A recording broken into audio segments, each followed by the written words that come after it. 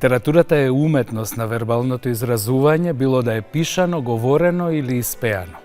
Јазикот се користи на естетски начин за изразување идеи, чувства, искуства или приказни, реални или измислени. Преку своите жанрови, кои можат да се лирски, епски или драмски, книжевноста ја бара убавината со помош на креативна и стилска употреба на јазикот за изразување и истражување на човечките емоции и чувства со цел да ги одрази и зачува спомените, традициите и културната еволуција на едно општество. Драматургијата или драмската композиција е литературен жанр чии дела се состојат од театарски представи, односно фиктивни ситуации преку ликови, дејства и дијалози за да бидат изведени на театарската сцена. Таа е еден од ретките литературни жанрови што не се промениле значително низ вековите, иако се приспособени на сензибилитетите на секоја епоха. Драматургот е автор на драмски дела, чија главна работа е да го создаде драмскиот текст, кој е литературна основа на она што подоцна ќе биде изведено од актери и режирано во една сценска изведба. Еден од македонските плодни и извонредни автори на романи и сценски дела е Сашо Димовски. Сашо, добре дојде во Трафика. Добар ден, Лена, добре ме најдов. Ова е исклучително пријатна атмосфера и драго ми е што сум тука. И мене ми е драго што конечно се најдовме овде. Роден си во најубавиот град во Македонија, Охрид. Пошироко. И пошироко. Точно се сложува. И доктор си по драмски уметности. Сега, од која возраст почна да пишуваш, затоа што имам едно нешто што забележав на твојата прва книга, на посветата стои на дедо ми за буквите во моите очи.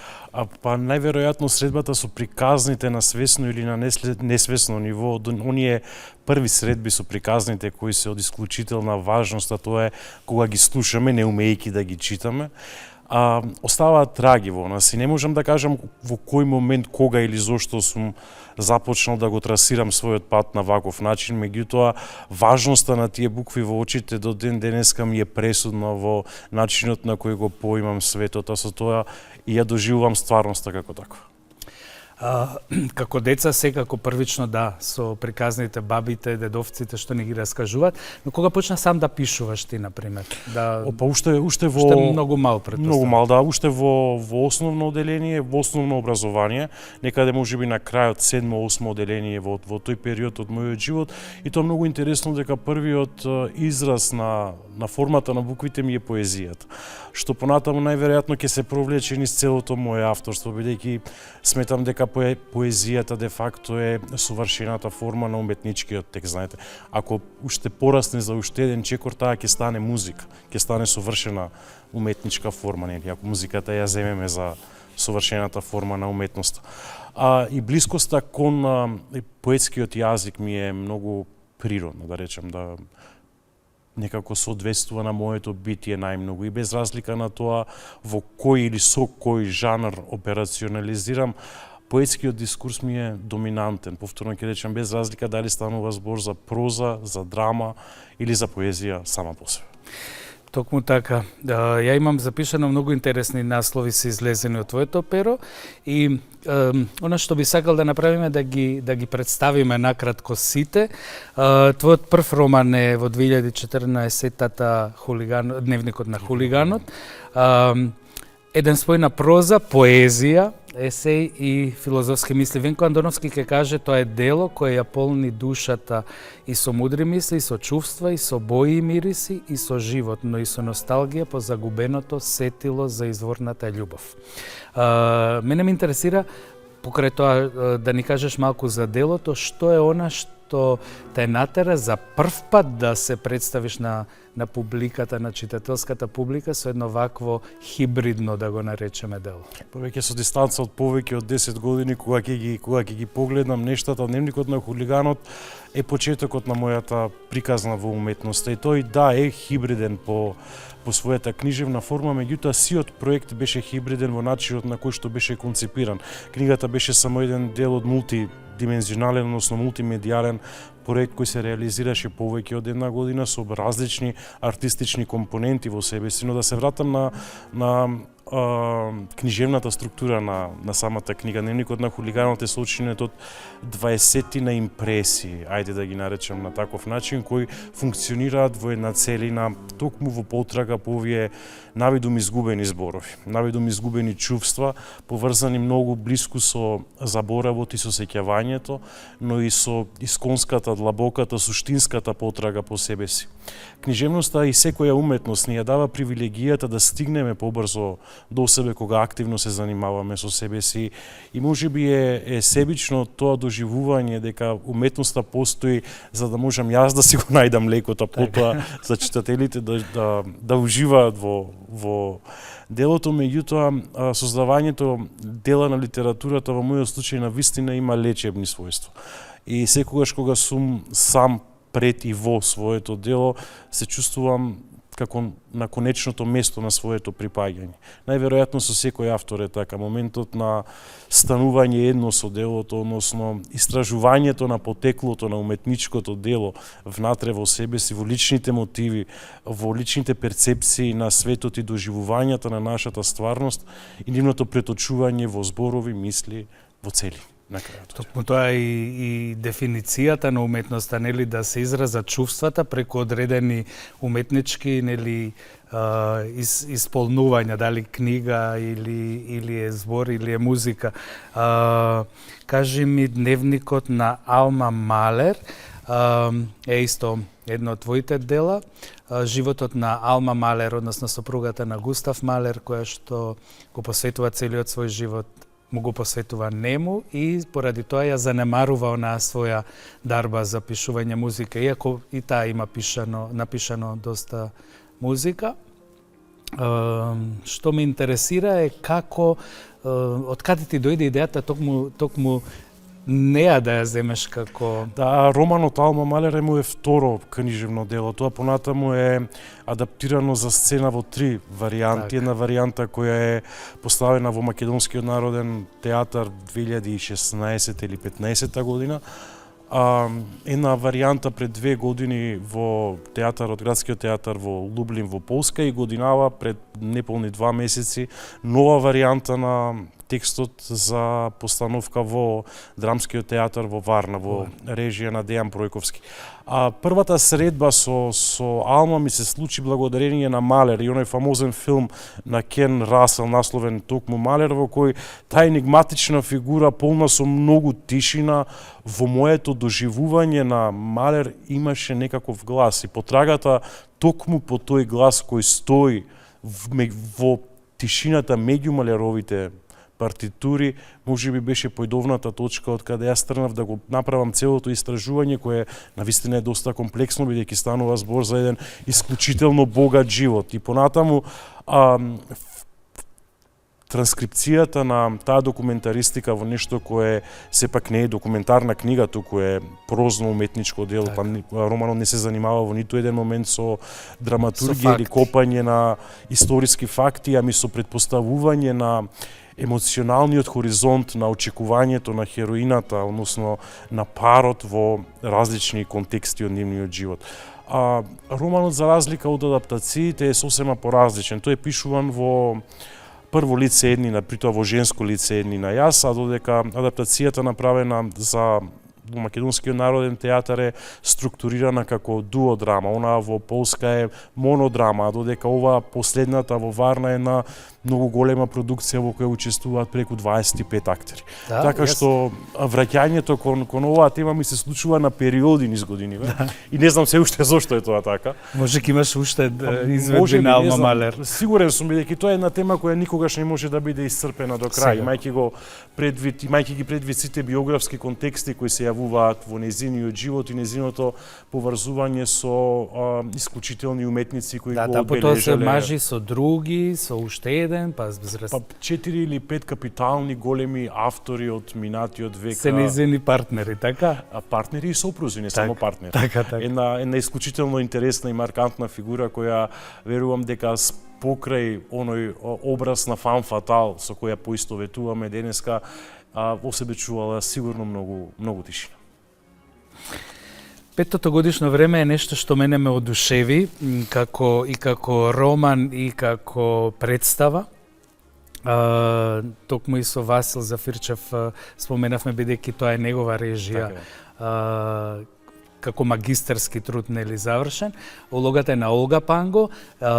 Успеа да го представиш петтото годишно време на еден сосема поинаков начин, нели? Она што е книгата е зборување односно обраќање кон Макс, иако и во балетот го има тој момент во Глас Вов.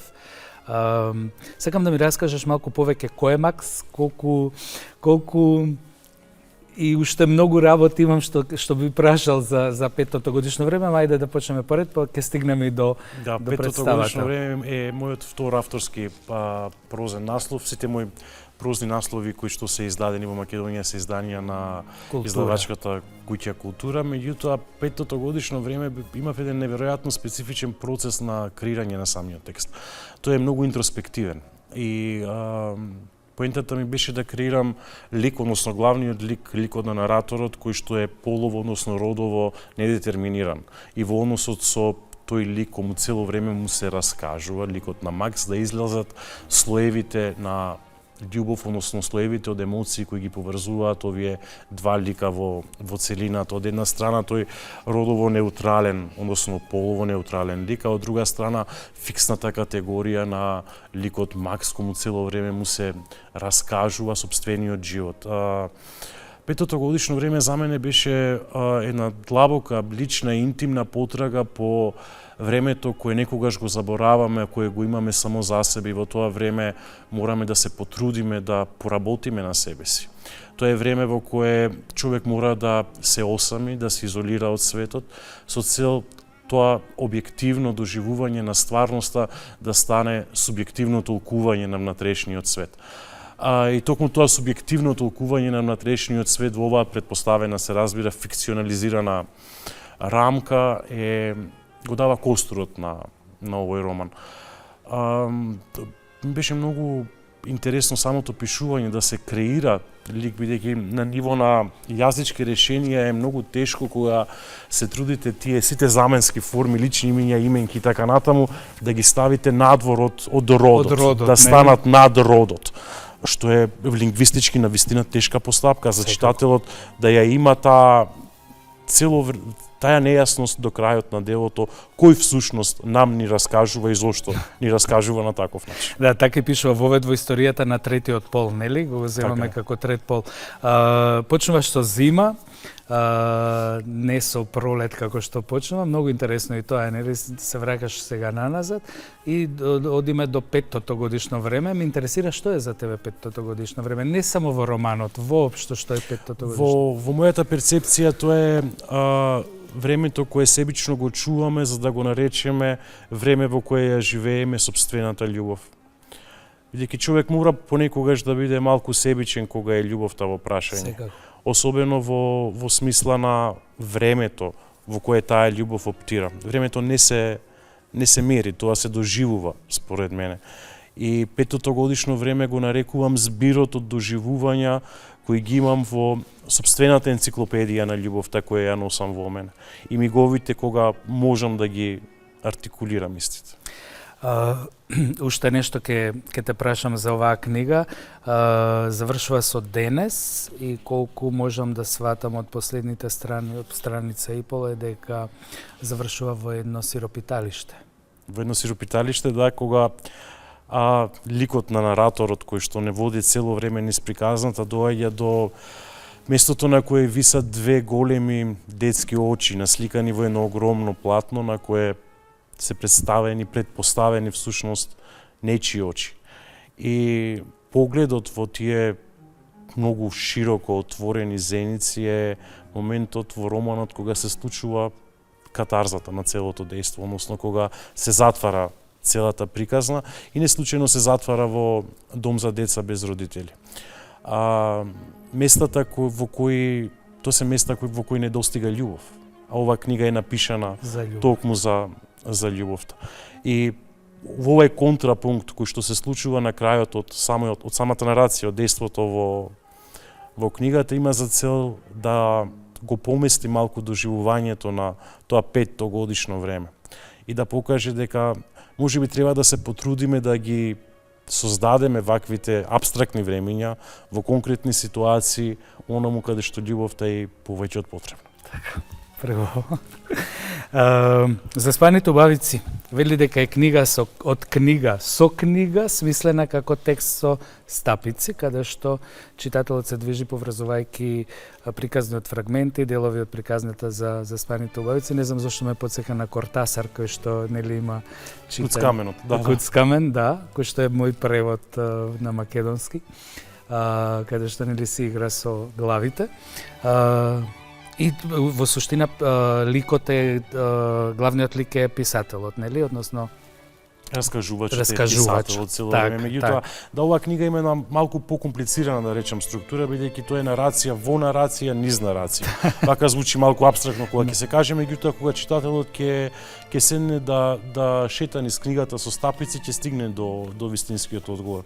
А главна инспирација за овој роман мене ми е Прустовиот роман, во потрага по загубеното време, роман кој ме дефинирал како читател, како автор, како човек кој има некаков си однос кон светот, и токму потрагата по неговата Албертина, која нели е раскошно прикажана низ сите томови на овој неверојатен роман, беше еден од начините на кои се трудев да го поставам својот наративен тек, односно токму преку таа формула за тек на свеста, која ја користи многу интензивно целиот бран на романот на 20-тиот век, да стигнам до тоа кодирање на приказната внатре во приказни, со цел повторно преку фрагменти да го позиционирам главниот лик, кој овој пат го позаимив од Прустовиот роман и се вика Албертина. Колку е лесно. Јас, например, како преведувач, секогаш кога преведувам една книга, прво имам многу чуден начин. Ако не сум ја читал, јас не ја читам претходно книгата, почнувам да ја преведувам, сакам да уживам до крајот. И секогаш имам еден страв дека да не наликува на нечи превод, затоа што сепак е превод, нели? Не е авторско дело. Авторско дело е, ама е нели превод. Сега кога пишуваш ти, имаш инспирација, еве го користиш Пруст како почеток, како нели една појдовна точка. Го имаш тој страв дека може да се направи несакајки копија на нешто? Нема исто секако. Копија мислам дека е малку претеран збор. Ајде, не копија.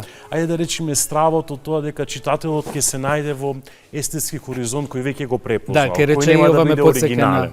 Меѓутоа, секогаш кога концепираме некакво дело, оригиналноста е првата мисла која ни доаѓа на ум. Секако. Така, да. Инаку, зошто да живееме во книги кои веќе некој ги напиша, кога можеме да ги пишуваме сопствените книги. Секако дека постои тој страф, меѓутоа тоа е страф од приказната. Тоа не е страф кој што... Не од стилот и начинот на кој е напишано, јасно. Апсолутно. Музеј на заборавот е твојата поетска збирка, така е наречена. Што содржи, каков вид поезија, што имаш, не сум ја прочитал, затоа те прашувам. Музејот на заборавот е објавен минатата година и всушност причината за неговото објавување е конкурсот за меѓународната награда Анте во Перо. Музејот на заборавот е книга која ја носи оваа награда во чест на нашиот великан Анте Поповски. Музејот на заборавот е концепиран како поетска галерија изградена од 4 галериски простори кои се однесуваат на актите, на портретите, на мртвата природа и на пейзажите. Меѓутоа се разбира на ниво на нивното метафоричко постоење, не на ниво на буквализам. И тоа е еден тип пресликување на мојот внатрешен музеј, на моите сеќавања, на моите чувства, со цел секако да бидат спасени од заборав. И токму затоа книгата го носи и овој наслов. Имаш исто така покрај оние хрестомати што се нарекуваат, нели, или збирки книги односно збирки на една иста тема, се појавува твојата тротомна која што беше театар, античкиот театар, како беше тоа е нова античка драма. Нова античка драма, тоа е тротомна хрестоматија која настана како што растеше и се развиваше фестивалот Стоби од 2020 до 2023-24 година. Всушност сите представи кои беа во официјалната селекција на овој фестивал нормално добија конечно македонски преводи и ги ставивме во 3 различни книги. И на овој начин имаме преку 20 текстови кои припаѓаат од 13 различни говорни подрачја преведени на македонски јазик. Нешто на кое навистина сум горд, бидејќи на овој начин расте прво базата на текстови од современи автори кои нам ни се и повеќе од податливи за сценско промислување, но од друга страна ни се многу интересни и важни за теоретизирање во смисла што нам денеска ни значат наследствата од античката драма и театар и како ние оптираме и креираме преку нашиот контекст, користејќи ги се уште истите мотиви настанати во антиката. Да, кои што се толку стари, а во суштина можат да бидат употребени совршено во модерниот свет. Да не заборавам дека си селектор на фестивалот Стоби беше со години, беше уметнички директор и директор на Велешкиот театар, да не заборавам, значи што се друго работеше во овие последниве години, да не многу покрај твоите драматурги, значи не можам ни да се јавуваш во безброј успешни представи, потоа имаш и книга со наслов Текстови за сценска изведба. Ајде да кажи ми помалку за се. Во изминативе 10 години покрај мојот примарен агон останува текстот и магијата на текстот. Меѓутоа, текстот во неговата поширока смисла, бидејќи современите трендови, особено оние кои што се случуваат на крајот на 20-тиот, почетокот на 21-виот век, некако природно го шират значењето на терминот текст. И со тоа, мојот интерес кон ова проширено значење на терминот текст се менувал низ периодите.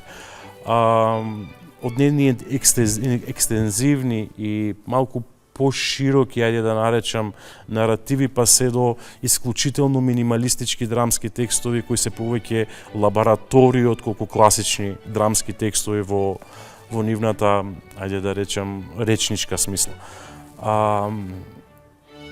Низ годините некако научив да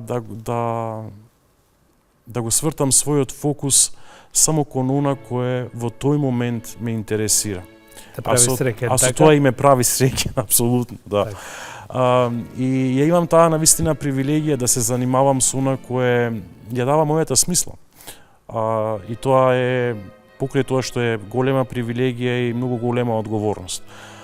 Особено кога низ изминативе неколку години сум се нашол себе си во различни културолошки средини, во различни јазични средини, со различни начини на создавање уметност, различни колеги, повторно ќе речам, од различни театри од регионот и пошироко. И преку сето тоа само сум се обидувал барем да стигнам поблиску до себе си, преку сите тие текстови кои понатаму биле артикулирани на сцена. И сум се научил да бидам дисциплиниран на поинаков начин, бидејќи често дисциплината знае да е нешто кое ми фали. Меѓутоа сум се научил во изминативе некако години на тој ред работа и дисциплина која несомнено е единствениот пат човек да стигне некаде и да направи нешто со себе си. Кога споменуваме за драматургија и твоите поставки на сцените, имаш огромна соработка, односно речи се секогаш со Дејан Пројковски како режисер и Олга Панго како кореограф. Да. Сега, да се сретнат уметнички души кои што ќе го имаат оној ист сензибилитет, не е едноставно, нели? И плюс да имаат можност да соработуваат. Како се најдовте тројцата? Мислам дека клучниот збор е во оваа комбинација помеѓу нас тројца е на дополнување. Бидејќи добар соработник е оној кој те надополнува и те прави подобар од она што природно си. И комплексноста на уметничкото дело театарска представа, кој е еден конгломерат од односи кои треба да се случат за да се роди како сценско дело, е навистина многу напорна работа. Тоа е тимска работа пред се, и кога во тој тим, луѓето кои го чинат тој тим умеат доволно да се ги препознаат прво слабостите, а со тоа да пораснат заедно како целина, успехот е неминовен, бидејќи како што каже и ти пред малку со години веќе работиме заедно и сме се научиле кој докаде и колку треба да внесе од својата работа, а за другиот понатаму да ја надогради, па за уметничкото дело да расне во неговата целовитост. Работата со Дејан и со Олга ми била од секогаш многу лесна. Исклучително лесна, бидејќи станува збор за двајца ретки професионалци со многу отворени креативни апарати. А кога човек има толку сериозно отворен креативен апарат, лесно е многу да се работи, да се расне и да се оди напред во работата. Преубаво. Кажи ми, Електра ја поставивте во Кореја беше поставена? Во Јужна Кореја. Премиерата ни беше на националниот фестивал кој оваа година се случи во прекрасниот Инчеон. Тоа е светската премиера на представата. Европската беше на фестивалот Охридско лето на 20 август годинава. Едно неверојатно искуство. Повторно ќе речам, средба со различна култура секогаш значи обогатување на сопствениот дух и ширење на сопствените хоризонти. И тие ред работа и дисциплина кои предмалку ги спомна во искуството кое го има во Кореја беа навистина ја доживеа својата кулминација. Актери какви претходно не сум сретнал во смисла на нивната посветеност во работата, во смисла на дисциплина и ред, проби кои траја по 12 часа само со по 1 до 2 можеби кратки паузи, и представа која на крај излезе подобра од она што очекувавме, имајќи предвид, без разлика на тоа колку подготвени тргнавме од дома, кога стигнавме таму повторно во таа нова културолошка средина и средбата со уметниците беше на почетокот малку така, со резерва. Меѓутоа таму глумат и нивни. Таму глумат само нивни. Само нивни актери, така? Да, тоа е. Во февруари месец имавме аудиција за сите улоги кои што се во пиесата, а во јуни месец, односно јули, ги почнавме работата на премиерната изведба.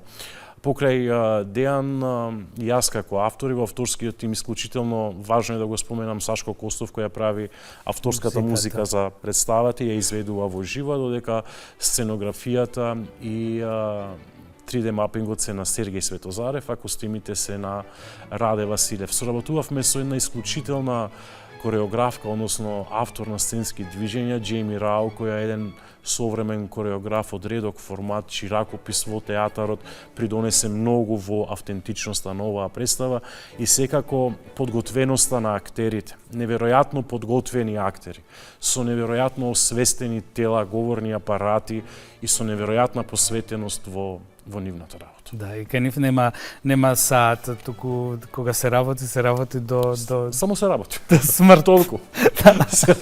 Да, фантастично. Сакав да те прашам и за Госпогиците од Авињон, интересна балетска представа која што се постави со музика авторска на Калиопи. Пред неколку години беше. Да, 2020 прва или втора е премиера. Мислам дека короната ни направи. Да, ни направи поместување некој на времето. Да не може да ги. 2021 чина или 22 е премиерата, меѓутоа на балетската премиера и предходи премиерната постановка на драмскиот текст Госпогиците од Авињон во Македонскиот народен театар во 2016 или 17 година. Повторно не сум сигурен, во режија на Ненад Витанов, а пак предходната година Министерството за тогашно култура на нашата држава го откупи драмскиот текст Госпогиците од Авињон на национален конкурс кој го распиша за нова македонска или домашна драма. Справењето, ќе се вратам сега на балетот. Балетот беше првиот чекор кој требаше да го направаме, да го транскрибирам тој драмски текст во драмско либрето, значи да се збогувам со зборот и сето тоа да се претвори во шема од дејства кои треба понатаму кореографот да ги, односно Олга Панго да ги артикулира како сценски решенија. Костимографијата е на Раде Василев, сценографијата е на Валентин Светозарев, музиката авторска е на Калиопи, како што каже ти представа кој имаше исклучително богат живот не само на домашната сцена, во големата сцена на националната опера и балет, ами и во регионот. Представата беше одиграна во назначени сцени во Србија, во Црна Гора, во Бугарија, во не се сеќавам, имаше десетина изведби надвор од својата матична сцена и проект на кој навистина сум многу горд и многу среќен. Која беше мал во Охрид и си одеше на плажа, мислеше дека еден ден ќе си игра твоите представи и текстови вака низ цел свет? Имаше таков сон? Да го прашам детето во себе си, бидејќи не сум го прашал се уште ова прашање. Што го прашуваш, што му кажуваш на детето во себе, што го советуваш? Дека се е во ред. Така? Да, дека се е во ред и ќе биде добро. Пораснавме добро, така? Пораснавме добро. Тоа е многу важно. Многу е важно. Многу е важно. Кажи ми, без да те прашувам јас, дали сакаш за некоја друга представа да ми кажеш, да ми раскажеш за тоа што во овој момент не сакам да промашам нешто. Да, во овој момент со Дејан Пројковски ја подготвуваме премиерната изведба на Господја Бувари. Тоа е мој авторски текст кој е инспириран од романот, големиот роман на 19-тиот век, истоимен на Господја Бувари, меѓутоа конструкцијата и интертекстовите кои внатре се користат се од едно поинакво поднебје.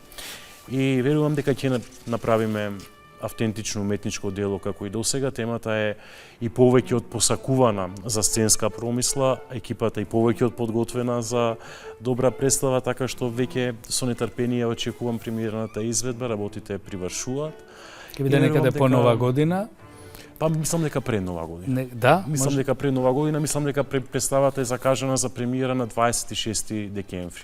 Така што релативно скоро ќе ни биде и ова премиера. Оваа година овие три представи некако така ја заокружуваат на еден многу убав начин, доста интензивен, меѓутоа неверојатно креативен и неверојатно богат за мене како уметничко искуство. Секако толку поставки во една вистина, затоа што јас тука имам издвоено дека имаш преизведби на Дневникот на хулиганот, Алма Малер, Федра, Медеја, Накомнена, значи имаш мноштво од представи на кои што се потпишуваш, нели, како драматургија на Дервишот и смртта во Сплит. Да, Дервишот и смртта е балетска представа и тоа можеби ми е еден од најмачните процеси кои што сум го имал како човек кој операционализира со текстот, еден толку филозофски, интроспективен текст да се претвори во балет кој сам по себе подразбира движење, кој мора да има цело време движење, меѓутоа представата беше исклучително добро примена од публиката и едно искуство кое овој пат со Игор Киров, тоа ни беше втора соработка после Црвената соба во Националната опера и балет, едно прекрасно искуство и сметам дека направивме многу убава представа. Се појави и Инферно исто така, да. Од Пеколот на Данте, нели, инспирирано.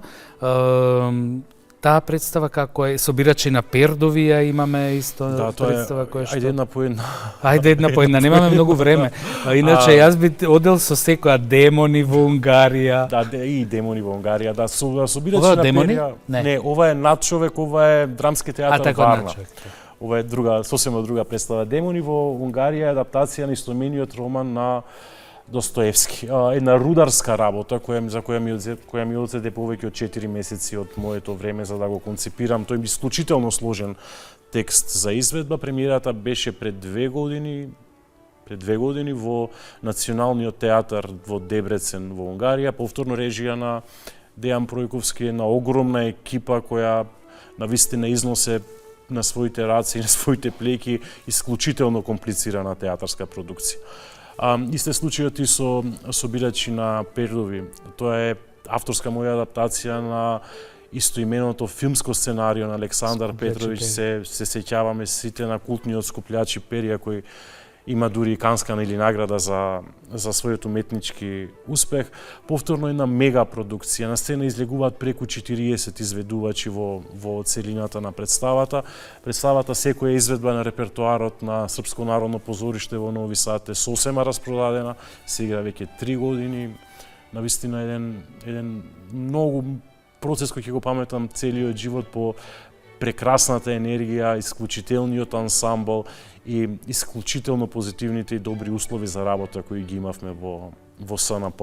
А да, инаку приказната ја почнуваме како коавтори со Дејан, токму со Инферно, представа, како што кажа, и ти работена според пековот од Данте Алигиери, мега продукција на театарот од Велес, која имаше својата премиера пред 3 години, во некој 20 ноември, чинам беше.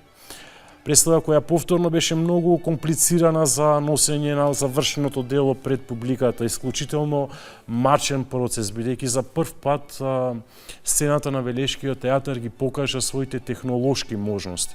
Ако до тогаш беше третирана како сцена ливада на која се ставаат некакви кулиси, видовме дека таа сцена може сама од себе си многу да направи. И секако исклучителната сценографија на Валентин Светозарев, кој тој сценски јазик, односно сценска можност која ја има големата сцена во Велес, ја стави во полн погон. И секако целиот ансамбл на театарот кој што учествуваше во оваа представа, за која уште се зборува надолго и на широко.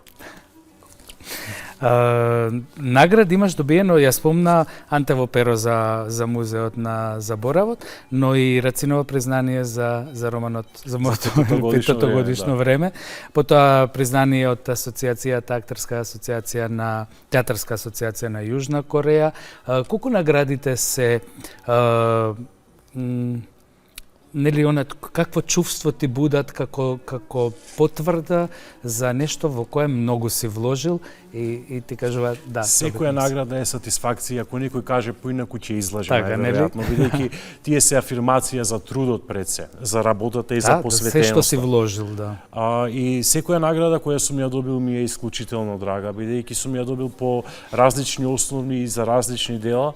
И само сум ги доживувал наградите и се уште ги доживувам, како што кажав претходно, како некаква верификација за работата и секако дека се голем поттик за понатамошната работа и за градењето на авторството во различните сегменти понатаму.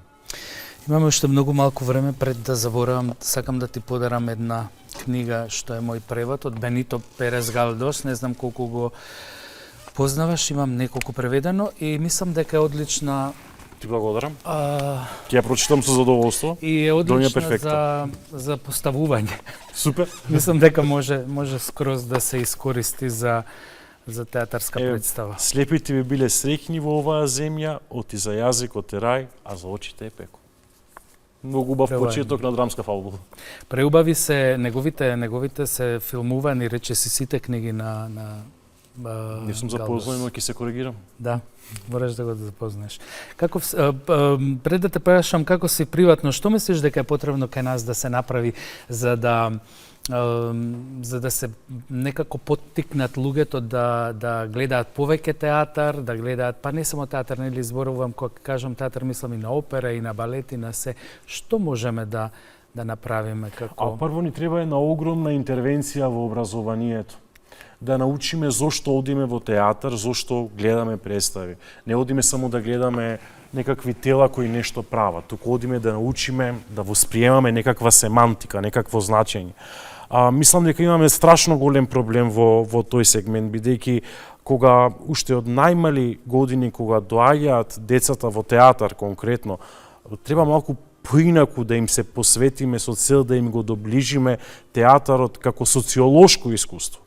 И ако од најмали години ги научиме децата да одат во театар, ќе стигнеме многу побрзо до оваа семантика за која пред малку зборував. Нештата се малку, би рекол, чудни во смисла на тоа што и на каков начин се третира прво како изведувачка уметност, а после му се дава некаква валоризација. Проблемот од една страна е образовниот систем, меѓутоа тоа не е проблем кој е сега, кој што сега се јавува, тоа е проблем кој се влече како опашка децениски. а од друга страна се и профилите на продукции кои се создаваат по театрите. Недостатокот од сериозниот недостаток од македонска драма кој го имаме во овој момент. А немаме поставено така, а имаме... Ние имаме прекрасни автори. Ние не можеме да зборуваме за развојот на македонскиот театар без да зборуваме за развојот на домашната драма. Ние немаме, точно, нема поставено ништо кај нас. Авторите ги имаме. Да, имаме автори. Да. Исто така, знаеш што мислам, дека кога ќе се однесе едно, не знам, цело деление или училиште, треба некој да излезе да им објасни прво на децата дека ќе гледате. Се прави тоа. Тоа се случува, меѓутоа се инциденти. Јас зборувам дека тоа треба да биде редовна практика. Да, редовна кога ќе биде редовна практика, децата како дел од часови. Се разбира. Ќе знаат зошто ние толку многу се фалиме за тој театарот, дека толку многу нешто значи. Да, а од ваму не им го нудиме. Каков си приватно? Имаме уште многу малку минути до крајот. Ме интересира каков си приватно како Сашо Димовски, без сиот овој багаж што го носиш како... Се трудам да го чувам собственото време и да го негувам најдобро што можам, колку што ми дозволуваат тоа што ти останува. Да. Бидејќи минативе 10 години животот ми е подреден на малку поинаков начин. Меѓутоа секој еден миг кој што го имам слободен надвор од времето во кое работам, гледам да го потрошам, односно да го инвестирам максимално меѓу и со луѓето кои многу ми значат. За жал не сум многу ретко во родниот ми окрит каде што живее мојата фамилија, меѓутоа се обидувам да најдам време и за тоа. Претпоставам дека твоите сеќавања од детство се прекрасни и кое ти е само совршено бегство од секој дневието пред да завршиме. И дали имаш да ни кажеш нешто за крај? Јас многу ти се заблагодарувам на преубавиот разговор и сметам дека имаме уште многу да зборуваме. За да избегам од себе си, некогаш ми е доволен само мојот остров. Сите имаме остров на кој одиме кога сакаме да избегаме од гужвата на секојдневието, а можеби некогаш и од незината баналност. И токму на тој остров сум најсуверен. И тој суверенитет мене ми е многу важен. И затоа гледам тој личен остров да го негувам онака како што треба и на него да садам билки кои мене ми одговараат. Благодарам за времето, за прекрасниот разговор, за оваа исклучително убава атмосфера во која ме дочека и се надевам дека ќе имаме следни поводи за следни разговори. Сигурно, јас сум сигурен во тоа. Ти благодарам многу. Благодарам. Беше вечерва со нас Сашо Димовски, писател и драматург и уште многу други работи и поет. Светот на книгите е многу шаренолик и е свет кој ни дозволува да патуваме секогаш во други и нови и различни светови. Ни отвора нови хоризонти, не прави поубави и подобри луѓе. Нурнете се во светот на книгите и на театарот и уживајте во сите тие патувања низ нив. А до следната емисија на Трафика ви посакувам убави насмеани денови.